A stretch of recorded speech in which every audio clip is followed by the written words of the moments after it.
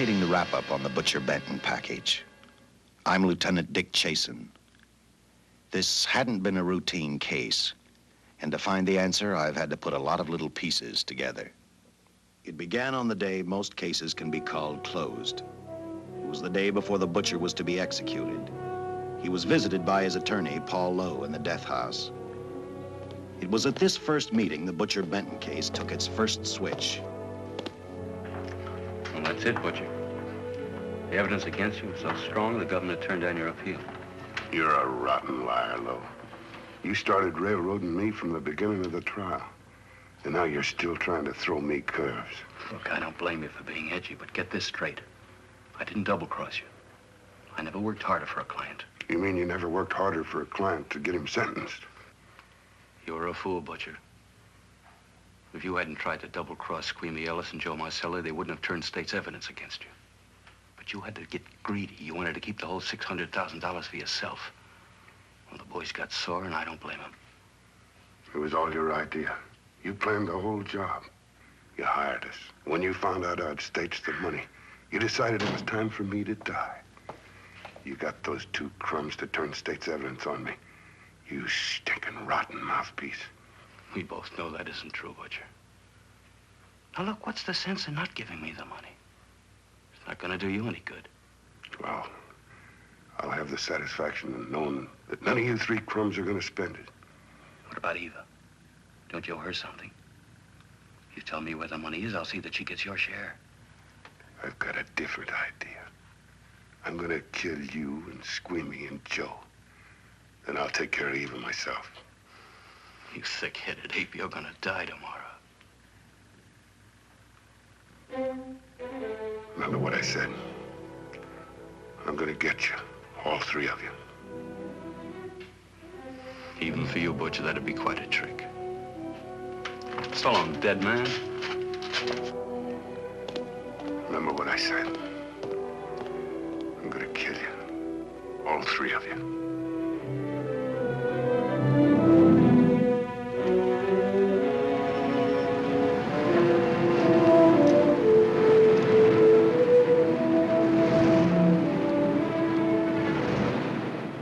Back in Los Angeles, two men sat in a bar room listening to a newscaster tell his headline story. He played up big the butcher's threat to kill Paul Lowe, Squeamy Ellis, and Joe Marcelli for their having turned state's evidence against him.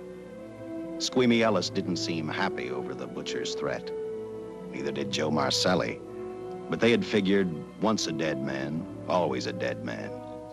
But this was one time everyone was in for a surprise, including the entire police department.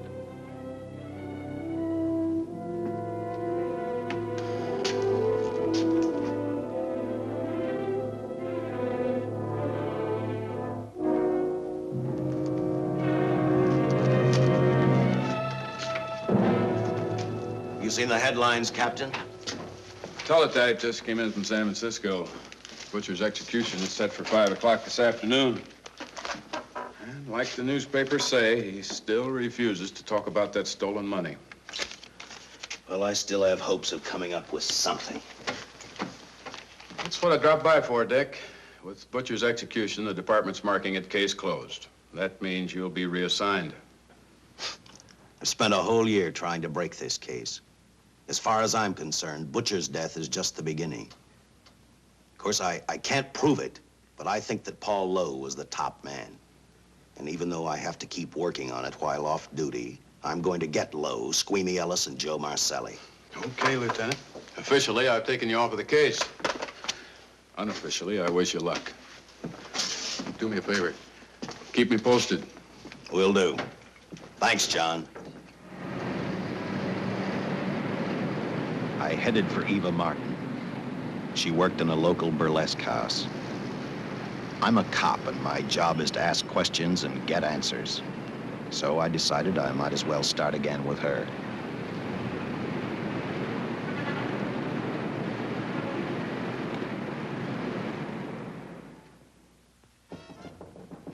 Come in. Oh. What do you want? I'd like to talk to you. Talk? You're a cop, aren't you? That's a good question. I can't even find a 3-ton armored car, let alone the $600,000, and I've been on the case a year. I've told you, and I've told you, and I've told you. I don't know anything about the money. I never did. Benton's gonna be dead in a little while. I thought it might make a difference. I never knew anything about the money. Call me dumb. I didn't even know Charles was in the rackets until the trial. Now, take it easy, kid. You're on, Eva.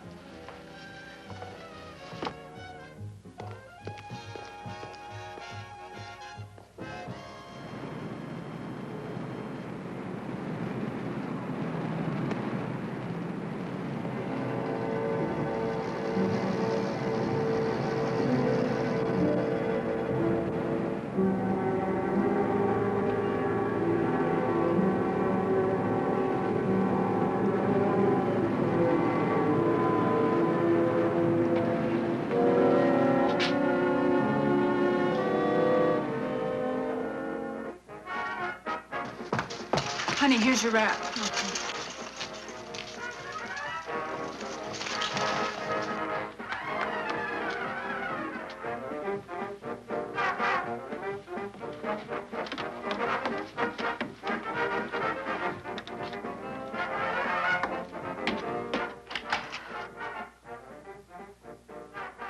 A few moments ago, Butcher Benton, without revealing the whereabouts of the $600,000 stolen in the armored car holdup, paid for his crimes against society in the gas chamber at San Quentin. Now for a look at the international scene. Today... Come on, baby. Don't waste tears on Benton. I feel so badly about Charles. If I'd known, maybe I could have done something. How about a drink? We could both use one. An artist can't drink while she's working, Paul. Boy, see.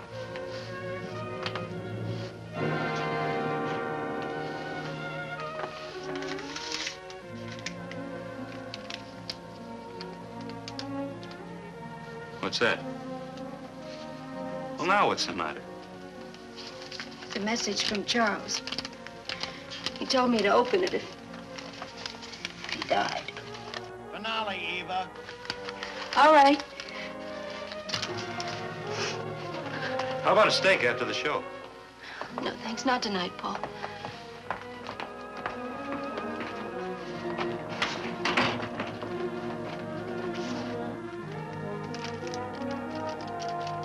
I didn't find out until much later, but Paul Lowe, in opening the letter the butcher had given Eva, found a map outlining a section of the city sewer system. And clearly identified was the spot where the butcher had hidden the stolen payroll. He replaced it with a $50 bill. I guess he figured $50 to gain $600,000 was not a bad day's work.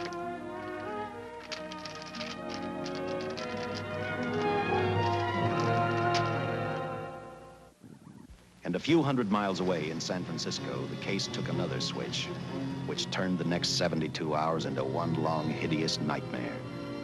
Dr. Bradshaw, a distinguished biochemist, was making preparations for a final experiment which he hoped would lead the way to a cure for cancer. He'd been successful with laboratory animals. The last step called for a human body. And Dr. Bradshaw's assistant quickly made a deal with a local mortuary and returned to the laboratory with the dead body of Butcher Benton.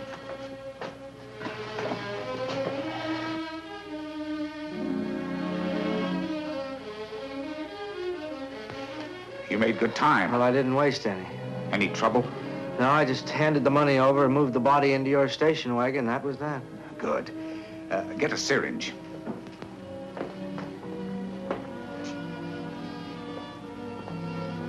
He's in good shape. Well, I hope so.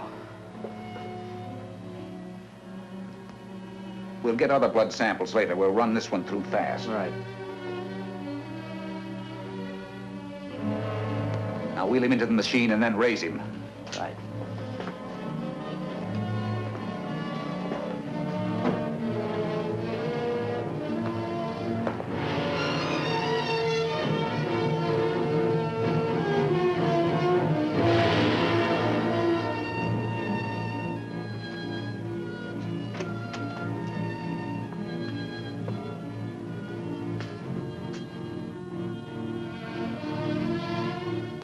Ready?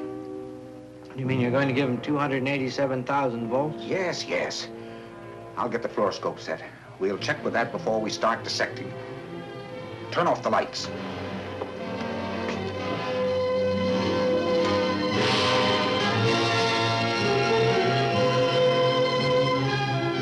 There you are, old boy.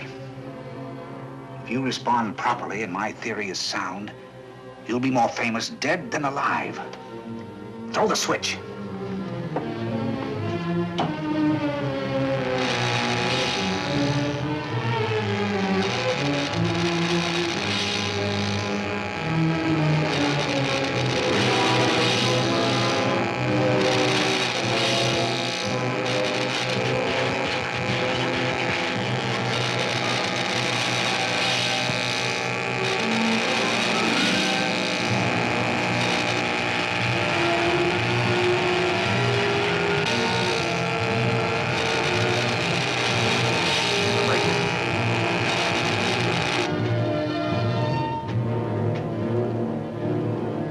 Wait, I thought I saw a pulsation of the heart.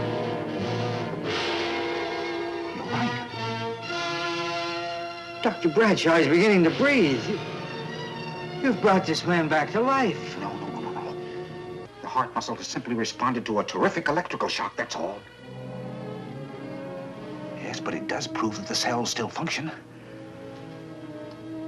Dr. Bradshaw, he is alive.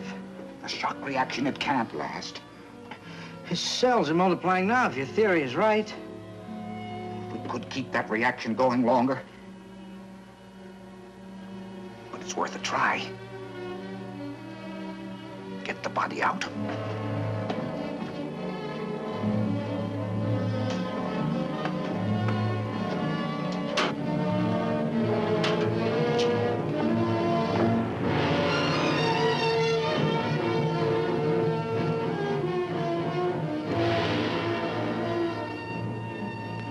Get some adrenaline from the supply room. Some amyl nitrite, too. Hurry, hurry.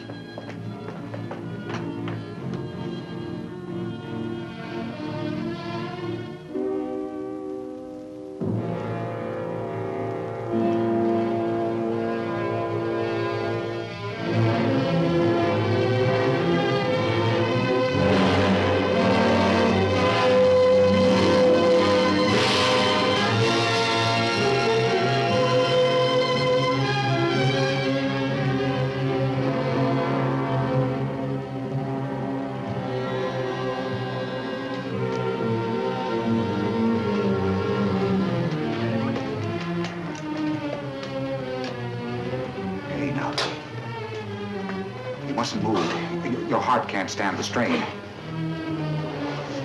Now, you must lie still. Please, please. Easy now. Easy. Easy. You must lie. Easy, please.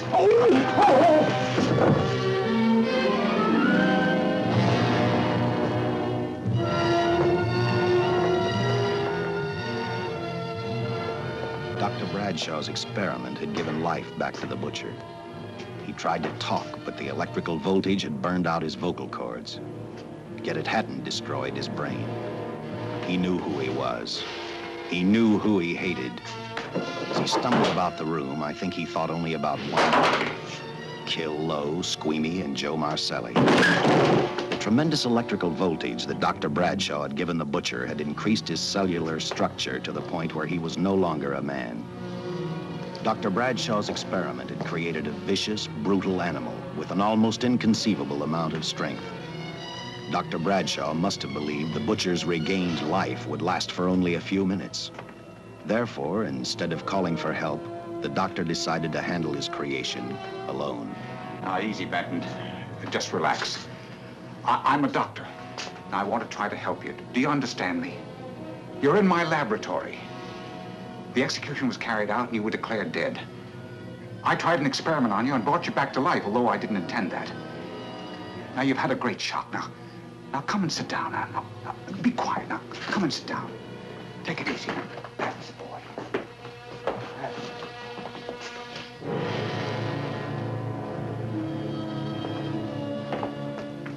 Careful. His reactions are violent. How do you explain this? Each cell must have multiplied 100 times, perhaps thousands. His strength is unbelievable. No, it's too late for the amyl nitrite. I want to get some blood samples, make some tests on him, find out what's happened. Get me a syringe.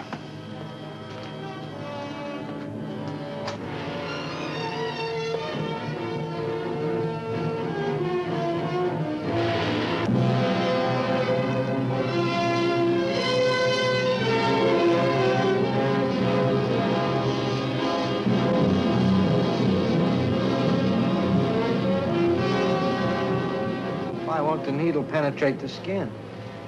Tissue must be nearly a solid mass of cells. How are we going to get the blood sample? Surgically, perhaps.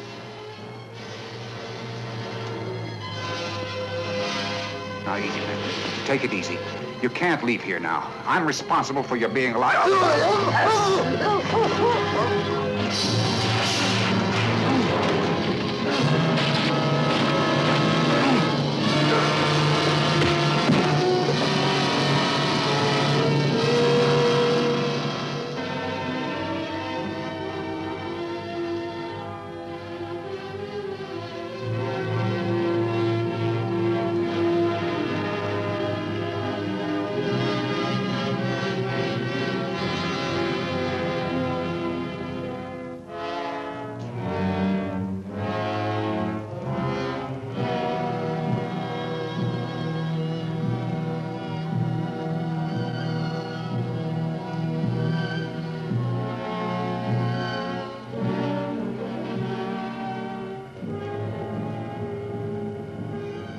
Towards the end of this case, Captain Lauder and I found out the doctor and his assistant had been murdered.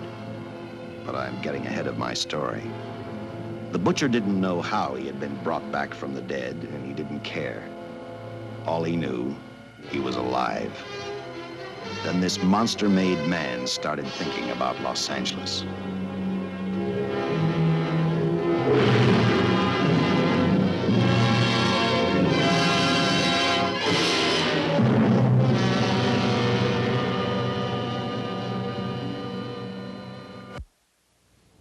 On that very night back in Los Angeles, I decided to stop playing detective for a little while. I went to the burlesque house to ask Eva to have dinner with me. After all, the butcher was dead, and if I got lucky, sooner or later, I figured Paul Lowe would lead me to the stolen payroll. In a way, that possibility made me even feel better. It's not fair to watch the show from backstage. Next time, I'll pay admission. I take it by that remark you like my routine. Yeah, you're pretty good. What I can't figure out, though, is why you stay in a place like this. It shouldn't be hard for someone like you to get a job in a class spot. If you weren't a detective, I'd be willing to bet with a line like that your next remark would be, how about dinner? Well, not exactly dinner, but a hamburger might be a good idea. If you're asking in an official capacity, I can't say no. I'm off duty. For the past 6 months, all I've ever called you is Lieutenant Chasen. Do you have a first name? Uh-huh. Dick. Give me 10 minutes for a quick change, because you just made yourself a date, Lieutenant. I mean, Dick.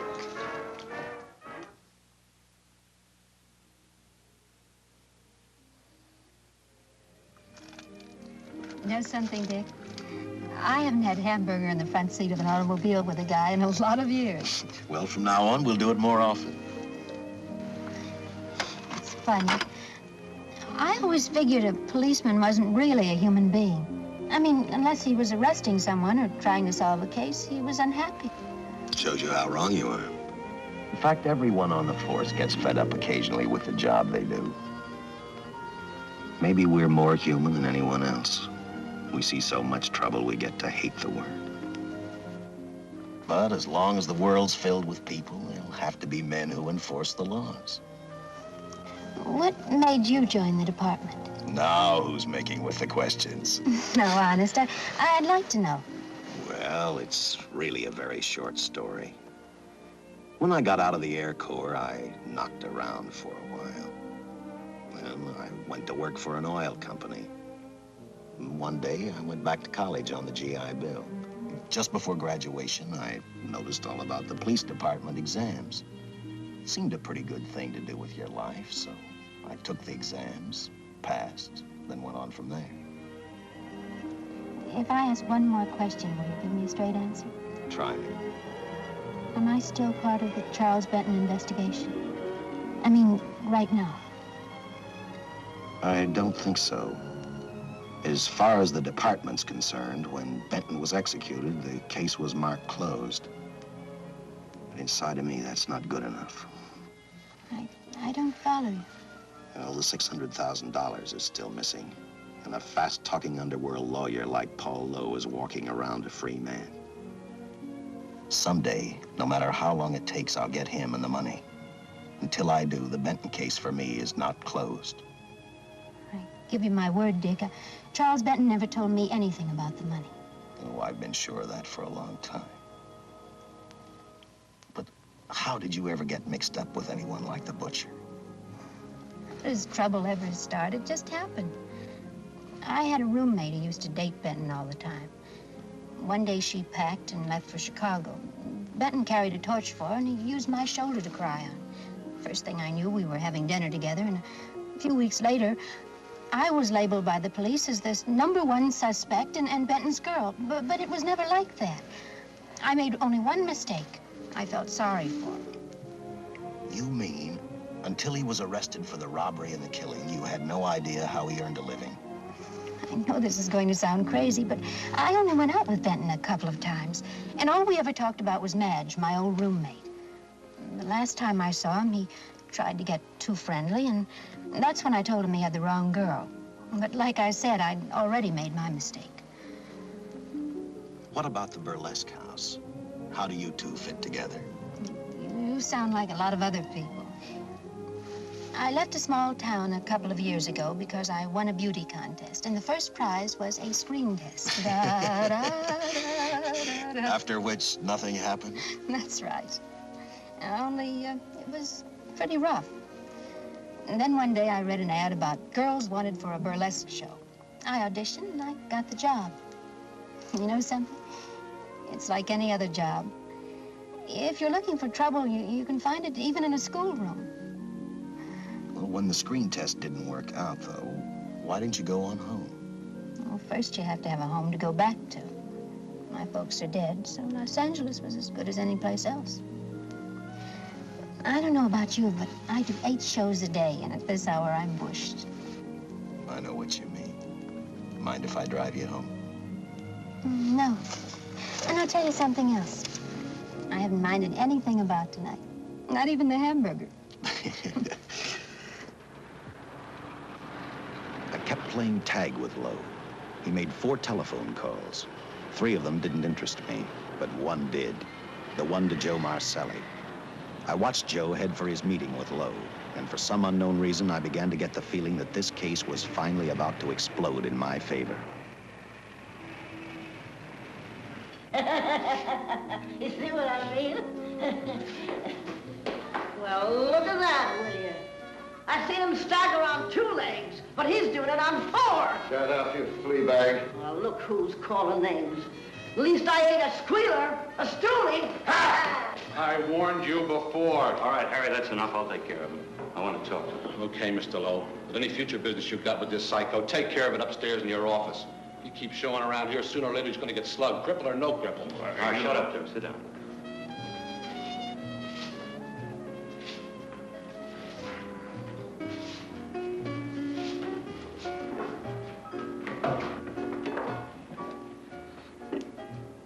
I need a shot, bad. You'll get one after I've talked to you. You sober enough to understand? Yeah, I run out of dough. No wonder. Look at you. You used to be the best torch man in town. Now I don't think you could crack a safe if you knew the combination. No jobs. Nobody wants me since I turned stakes on Benton. That's your doing. You taught me. All right, quit crying. I got a job for you. If you can stay off that stuff long enough. You know I can if I've got a job. How much? What is it? There's $2 grand in it for you. Where? Right near where he pulled the job. Interested? $2 grand ain't much out of 600,000. There'll be other expenses. Besides, that money's plenty of.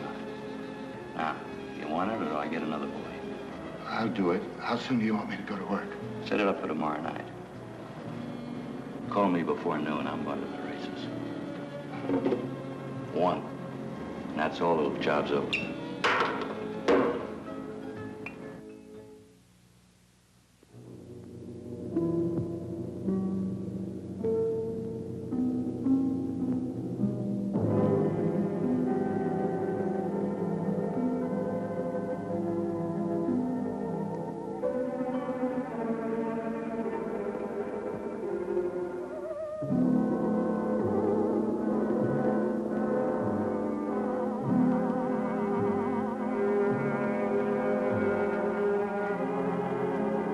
The butcher was walking slowly toward Los Angeles. He'd traveled through wooded hills to prevent being seen by anyone. Finally, he came to a quiet road. He stopped to get his bearings. And then he saw her. He saw something else. An automobile. For the butcher, that rang a bell. With a car, he knew by the next afternoon he'd be in Los Angeles in plenty of time to catch up with the 3 men who had double-crossed him.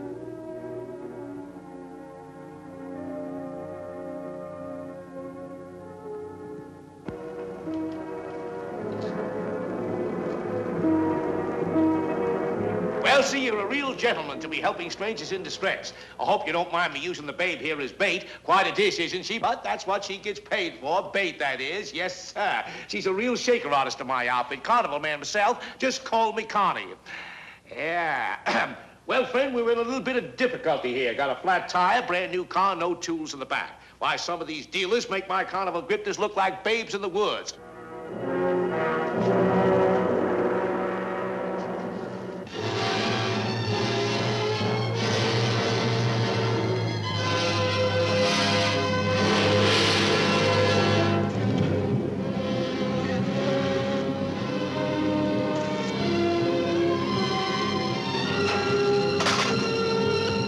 Some Gilhooly. Say, who you with, friend? Let it down. Let it down. No matter who you with, friend, believe me, I can do better for both of us. I'll make a fortune for the both of us. Oh!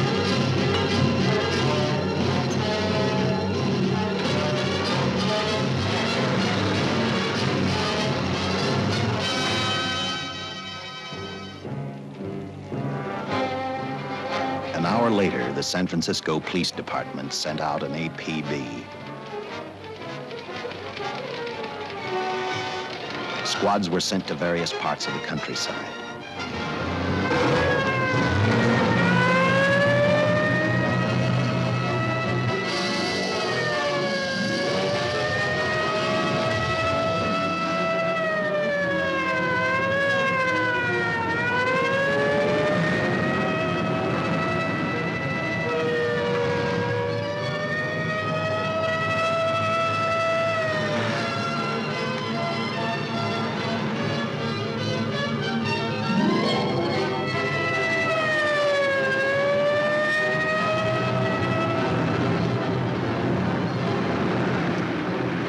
Roadblocks were thrown up to catch the cold-blooded killer the hysterical girl had described. Each squad kept reporting back to Central Headquarters, and each of their stories was the same. So far, none of them had spotted the car the killer was driving. Orders were given to shoot to kill, because from the girls' further accounts, they realized they were dealing with a maniac.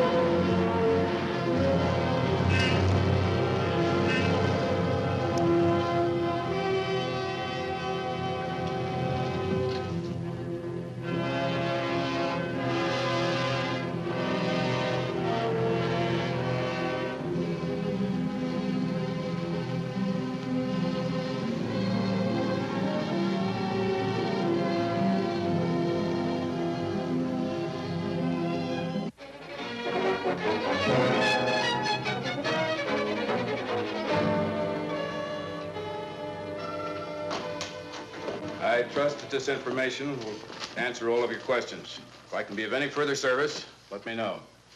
Sincerely, J.I. Louder, Captain Police, L.A. Here's another all points from CHP, Captain.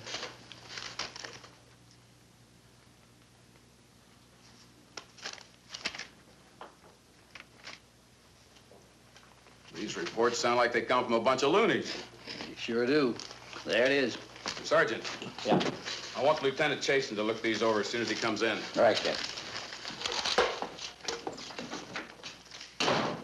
The next morning, I read the stories of the brutal murder of the 2 police officers.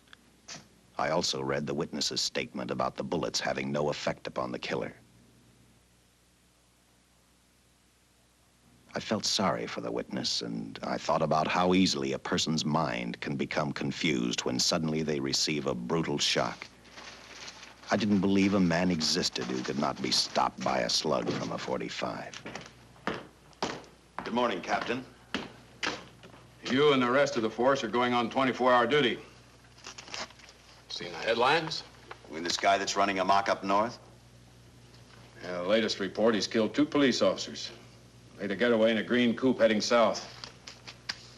I've got a hunch this killer's gonna be our baby. He could be in town right now. Yeah. You better get started, Lieutenant. Okay. Any new leads on that holdup money? I think the girl can probably be counted out. If any of the others are wise, they're keeping mighty quiet. Well, let it ride for now. The whole force is gonna be on the spot until we catch this killer. Newspapers will have a field day.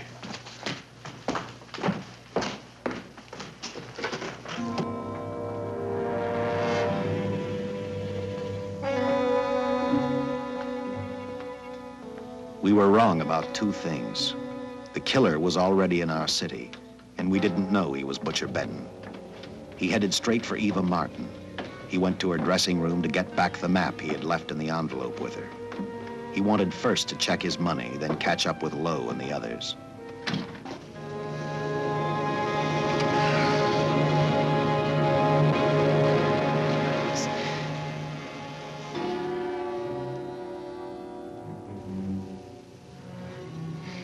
Can't be.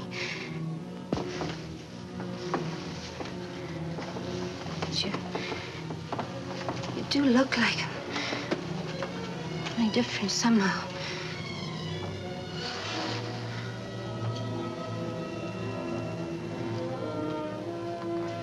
It is you.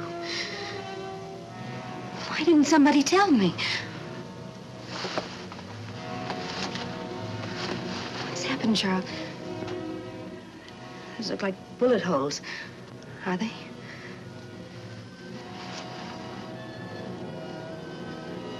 There isn't even a mark.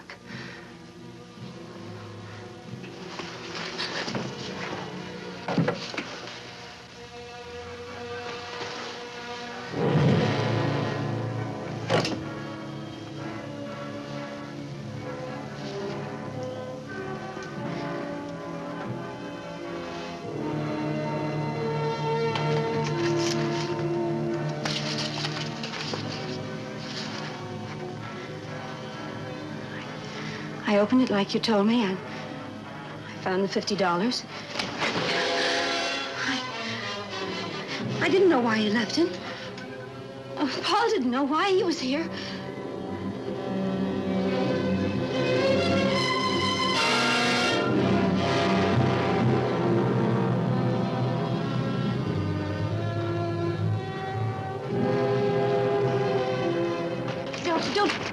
Don't get crazy. The name of Paul triggered his hate. He left her dressing room and started for Squeamy Ellis and Joe Marcelli's place. Because he knew, with them out of the way, Paul Lowe couldn't open the strongbox where the money was hidden. He thought of Squeamy and Joe first. He was saving Paul Lowe for last.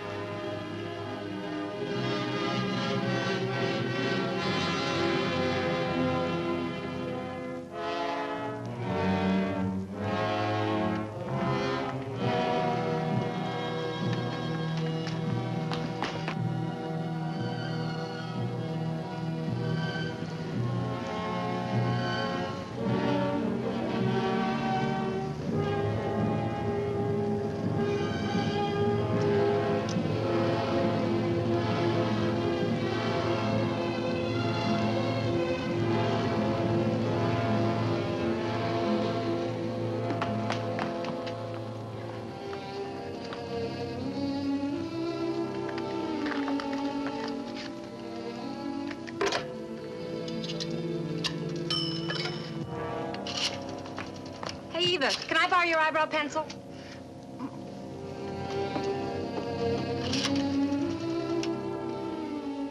Operator, get me police headquarters. Lieutenant Chasen, please.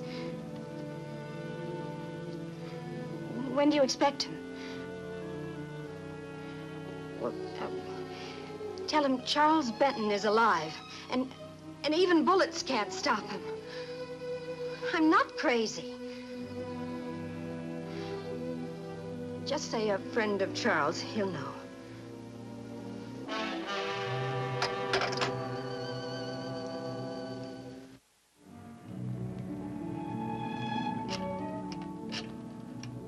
After leaving a message for me, Eva telephoned Squeamy Ellis. She tried to tell him the butcher was alive and on his way over to kill him. Squeamy didn't believe her, and in a way you couldn't blame him. Who in their right mind would believe a man had returned from the dead?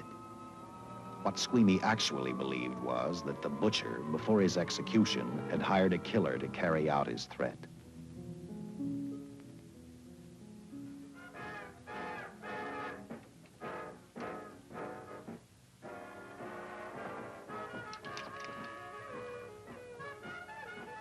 You sick? What? You don't look so good to me. 10 minutes, Eva. All right. Say, Eva, I could take over the matinee trick for you. What? It's easy. Look, Eva, I can do it. Scabba-doo-doo-doo-doo. Oh, Francine, I just thought of something. Yeah? Eva agreed to let Francine do the show. She hoped she'd be able to interrupt the butcher before he arrived at Squeamy's hotel. Or, failing that, at least be able to warn him to stay out of sight. You wanted me, Captain? Yeah, I just had a rundown on those fingerprints of the stolen car up north. We got nothing on the driver who was killed or the woman with him. Take a good look at these. There's something funny about these. Yeah. The boys in the lab can't figure it out either. Those are the killers. They were found on the steering wheel. Looked like they'd been stamped in with a steel die. They sure do. These are Butcher Benton's. What? Well, they look the same to me. How do the lab boys explain that? They don't. Their best guess is a twin brother. An identical twin could have the same pattern of whorls with only slight variations. Ever hear of the butcher having a twin brother? No. Even if he did, it wouldn't explain these freak prints. You didn't pick up your message, Lieutenant. Some wacky dame calls you. And she says Charles Benton is alive, and bullets won't stop him. If we buy the twin theory... Who was she? Where'd she see him? Well, she wouldn't leave her name. Sounded kind of hysterical to me. Said she was a friend of the butcher's. Eva Martin. Get over at the Follies and see what that girl knows. Yeah. Some guys have all the luck. I never drew an assignment to the Follies.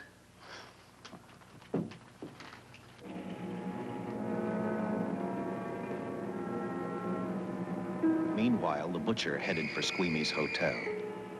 He didn't seem to be in any particular hurry. Actually, he seemed like any normal person, on his way to work or on his way home.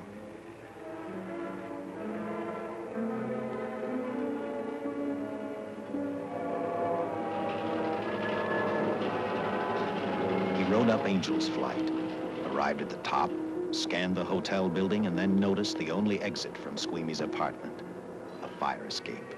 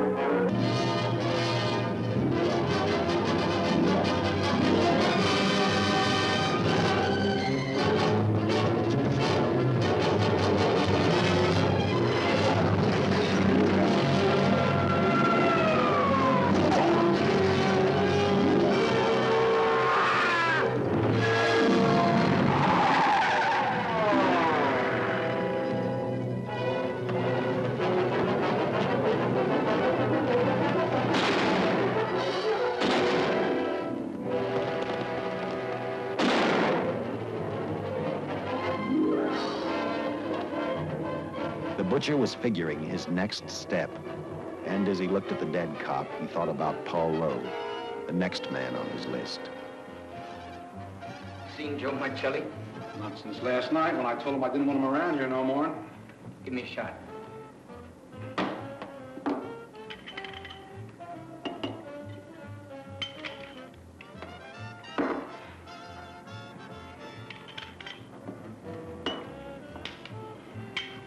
Look, I need help.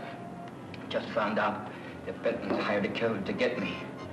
He's after Joe, too. Well, then drink up and get out. I don't want no trouble around my place. You're a real pal. Drink up and get out, I said.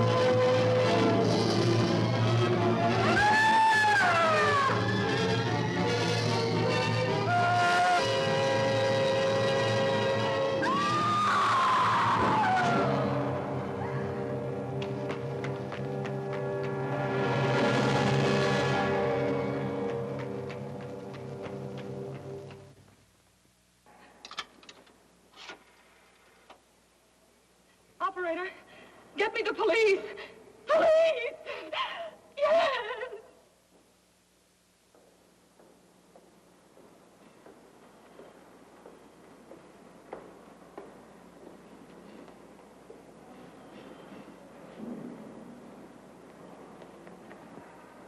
What's happened? A guy named Squeamy got thrown from the 5th floor. He's deader than a mackerel. Customer of mine. You mean Squeamy Ellis? Yeah, that's it. Just Squeamy. No one else was killed. Ain't one enough?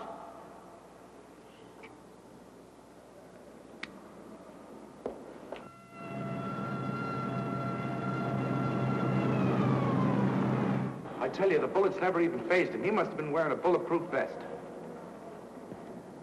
God help us when the papers get a hold of this. Keep an officer on duty here till you hear from me. We'll get a stakeout on Joe Marcelli. I'd like to talk to Joe. Lauder, I'm going to call San Quentin. Suppose Benton is alive. Every available man's been put on the case now. Yes, sir. All right. All right. Anything new? Report on Dr. Bradshaw, owner of the station wagon. The San Francisco police located his laboratory in the basement of an electrical power receiving station. Bradshaw, what's he know? He's dead. And another man, too, his assistant. The lab is a shambles. But now we're getting some action from San Francisco. Benton's body never arrived at the mortuary where it was supposed to go. An attendant there finally broke down, admitted he picked up some quick cash by handing the body over to a man he was unable to identify. The man was driving a station wagon. Blast it, man. The chief's on my neck, and the commissioners are on his, and the mayor's on theirs. Now, am I supposed to tell them that our killer is a dead man? They found a notebook in Bradshaw's lab. It ties his experiments in with a Professor Dwiggins at Caltech. I hope to hear from Dwiggins soon. Captain, report from the valley on a hysterical woman. Reports the presence of the killer. There's the location. Let's go.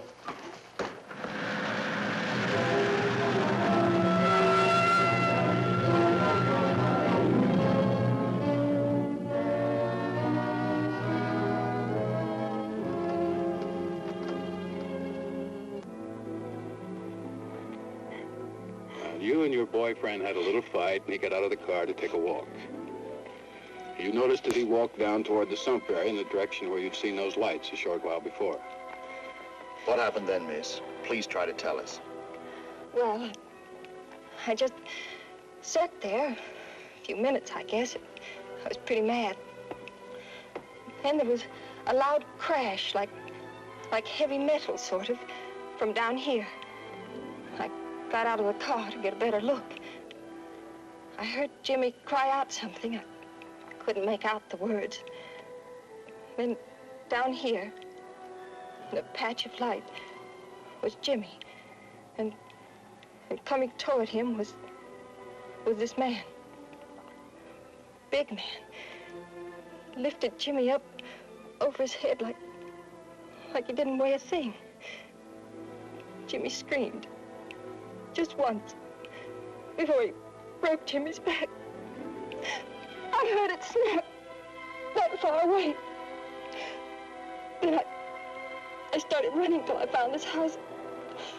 They let me use the phone. Thank you, mate. We'll see that you get home now. O'Malley, see that the young lady gets home all right. Paul Lowe, while driving to his office, heard a radio commentator report the murder of Joe Marcelli. And what shocked him most was when the broadcast identified the killer as possibly being the butcher. Lowe headed straight for Eva Martin at the Burlesque Theater. Oh, you gave me a start, Mr. Lowe. What are you doing here? Where's Eva? Oh, I'm taking her place. I'm going to wear her costumes. What's it to you? I asked you, where's Eva? Hey, don't get physical. Well, watch your tone of voice, Buster. I told you. Little Eva isn't here. I could see that for myself. Where is she? She's at police headquarters. That's where she is. Yes, sir. No, sir. Captain Lauder's still with the mayor. The killer dropped out of sight. He was last seen in the Hollywood area. Yes, sir. We know he's dangerous. Every angle's being covered. Yes, sir. I'll tell him.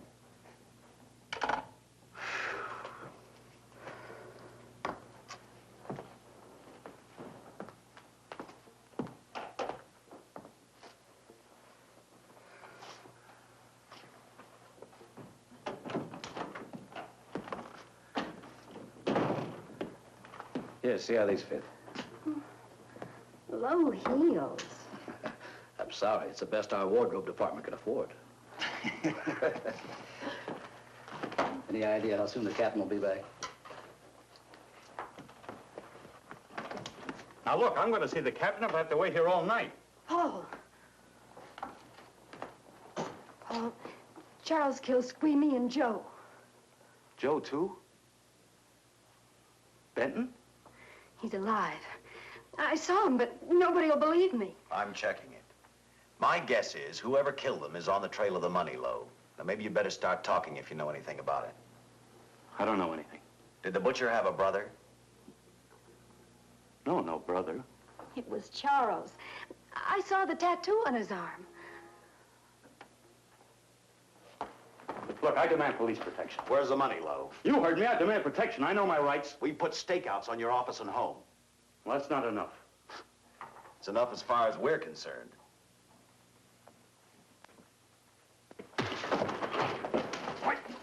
Now you gonna book me, Sergeant? Then throw away the key.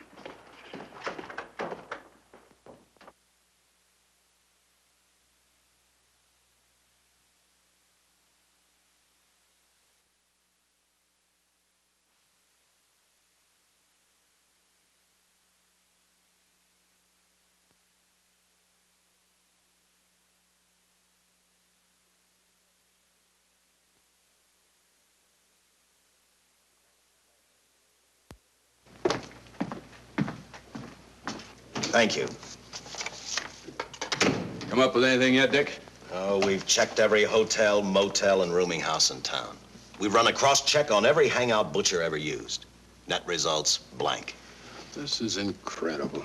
We not only discover a dead man turned killer, but it's beginning to look like he plays ghost, too. He's somewhere in this city, and if we have to take it apart brick by brick, we've got to get him. I may be way off, but I think Paul Lowe could tell us a lot. Maybe, but it's a cinch he's not going to. Well, suppose he had no alternative. You better grab some coffee. Your mind's beginning to play tricks on you. No, now, wait a minute. When Lowe came to us for police protection, it was because he was scared stiff the Butcher would add him to the list of Squeamy Ellis and Joe Marcelli. Go on. It figures, too. When he slugged the sergeant, he knew we'd book him right away. Oh, this Lowe's a pretty cute character. But we can play the same game. You mean we'll threaten to release him? Well, not exactly. You tell him you realize that he was excited, that throwing the punch was accidental. Tell him we're not going to make a charge, that he's completely released. Lieutenant, you know we can't do that. Lowell made his first mistake when he hit the sergeant, and that'll get him a year. As far as the department's concerned, at least it's a small victory. If my hunch is right, Lowe won't want to be on the streets with the Butcher looking for him. And he may talk, and talk a lot. Enough maybe for us to get rid of him permanently. Even lead us to the Butcher. If he's frightened enough, that might work. But if it doesn't... No, Dick, I'm not going to release him. I want him out of my way so bad I can taste it, but not bad enough to be responsible for getting him killed. The good thing about that, Captain, is the fact we know it, but Lowe doesn't. Let's give it a try. All right, Lowe. Come on out. I think you'll find everything in there. You're free to go, Mr. Lowell. Wait a minute. Who do you think you're kidding? You arrested me for assaulting an officer. Court, I'll plead guilty. With luck, I might get off with 6 months. For a lawyer, you're forgetting a very important point. If no charge is made, there's no trial. It was a tough day for everyone. We figured your nerves were on edge, and when you threw the punch, you didn't know what you were doing. I've squared everything with the sergeant. It's all over, all forgotten. Yeah? Why'd you bring a stenographer? Simply because I wanted a record of our conversation at the time of your release. Okay, Lowell, let's go. Oh, wait a minute. Once out on those streets and I'm a dead man. You let me go, you'll be responsible for murder. Oh, come off it, Lowe. You're imagining things. You know the Butcher threatened to kill me. You set me free, he'll do it. Well, that's just a risk we'll have to take. But the way I look at it, Mr. Lowell, you'll be okay. Look, Captain, I'll make a deal with you. You keep me here, and I'll tell you how to recover the money. Maybe even catch the Butcher. No deals, Lowell. You'd probably tell us anything just to stall for time. Come on, let's get out of here. Now, wait a minute. All right. I'll tell you the truth. Start taking this down. I, Paul Lowe, hired Butcher Benton, Squeamy Ellis, and Joe Marcelli to pull off the armored car holdup. And then Lowe continued with his confession. He told us about finding the map. He showed us the exact location of where the Butcher had hidden the stolen payroll. And he gave us a most important answer. The explanation as to how the Butcher was able to elude detection. His means of escape was the sewer system beneath our city.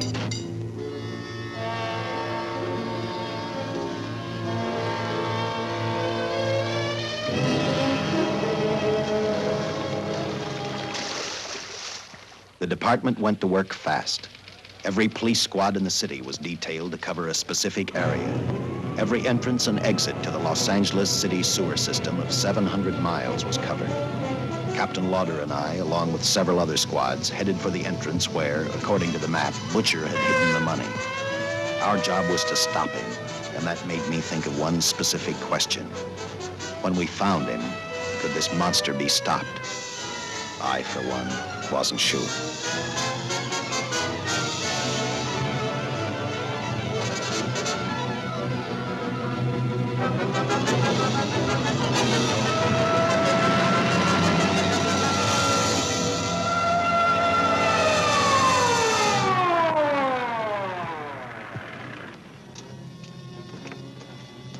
Everything all set, Lieutenant? City engineers mapped out each possible exit. A squad of officers are spotted at every point. If the Butcher can be caught, now's the time. Well, after I talked to Caltech, I called on the fire department for a little help. The professors thought a flamethrower might stop him. Flamethrower? I suppose their boys have had a chance to join our squads by now. I see we have one with us here. Have you thought about what'll happen if this doesn't work? No. I've been praying too hard that it will work.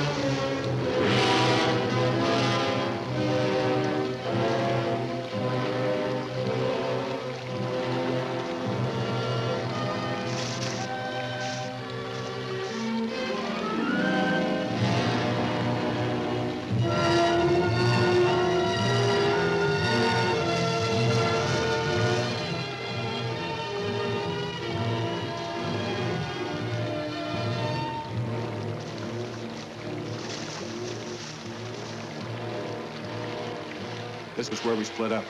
I'll go straight ahead.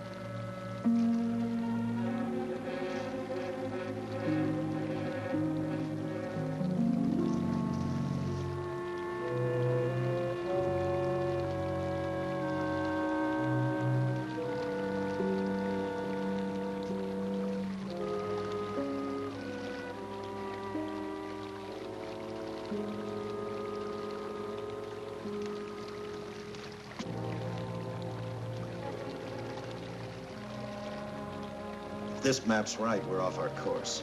We'll have to backtrack.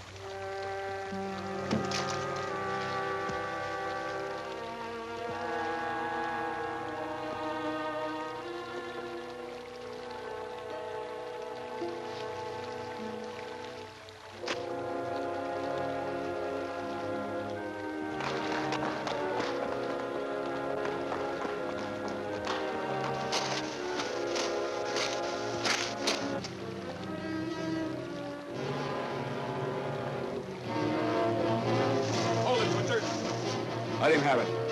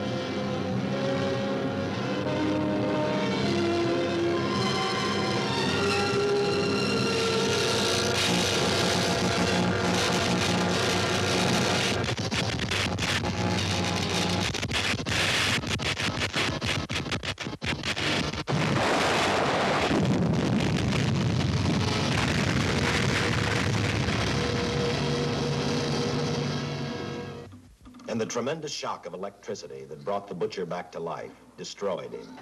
The $600,000 stolen in the armored truck robbery has been recovered. Case closed.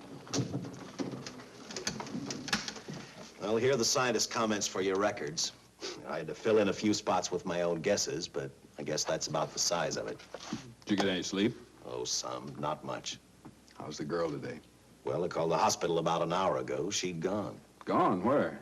Well, she told him she was a working girl and that she'd been away from the job too long already. Quite a girl. Yeah. Say, how about that time off I've got coming? 48 hours, beginning right now. Get some rest, Dick.